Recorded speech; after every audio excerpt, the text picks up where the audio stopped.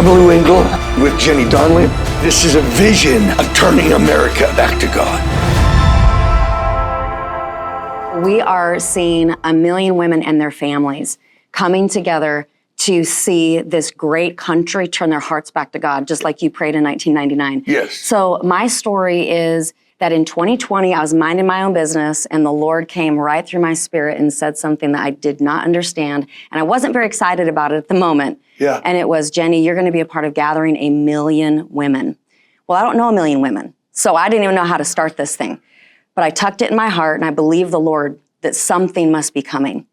And then in that same year, as we went through COVID, as a globe, we went through a very challenging time together. Yes. And I saw Portland, where I live, get torn from top to bottom. Yes. And the church, which is us, you know, and our services and our buildings and our meetings came to a screeching halt.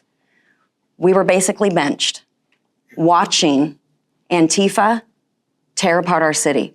And I said, wow, look at that. They meet at 5 o'clock every night. They know where to go. They have a whole assembly of how to do this thing. They have funding. And I kind of watched in amazement. And then I started just saying, God, Genesis 1:28 says to fill the earth and govern it. I don't see a footnote that says, except in Portland after 5 o'clock, it's really dangerous. So I went to battle with that word. And I said, Lord, I'm just a mom of 5. I have a great church. It's not huge. I've done women's retreats. I think I've been doing my part in the kingdom, and I love Jesus so much. But I don't even know where to begin. But would you put me in the fight? Yes. Or get me out of this state? Yes. He didn't choose the second one.